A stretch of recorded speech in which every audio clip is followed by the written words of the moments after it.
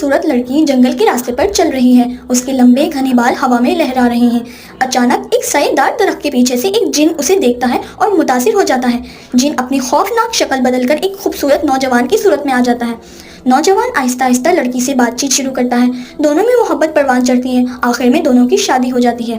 ایک رات لڑکی کے گھر میں ایک عجیب و غریب بچے کی پیدائش ہوتی ہے۔ بچہ عام انسان جیسا نہیں، اس کی آنکھیں چمکدار اور جسم پر ہلکے نشانات ہیں۔ وہ عام خوراک کے بجائے کچے گوشت میں دلچسپی لیتا ہے۔ بچہ تھوڑا بڑا ہو جاتا ہے۔ بچہ کھیلتے کھیلتے جنگل سے نکل جاتا ہے اور راستہ بھٹک جاتا ہے۔ ایک نیک دل بزرگ اسے دیکھ کر اپنے گھر لے آتے ہیں۔ بزرگ اس سے شفقت سے پیش آتے ہیں اور اسے نرمی اور صبر سکھاتے ہیں۔ وقت گزرتا ہے اور بچے کے رویے میں تبدیلی آنا شروع ہو جاتی ہے۔ بچہ ایک نیک دل اور محبت کرنے والا بن جاتا ہے۔ وہ اپنے والدین کے پاس آتا ہے، مگر اب وہ پہلے جیسا نہیں رہا۔ اس کی آنکھوں میں ہمدردی اور دل میں محبت ہے۔ اس کہانی سے ہمیں یہ سبق ملتا ہے کہ محبت اور اچھی تربیت کسی کی تقدیر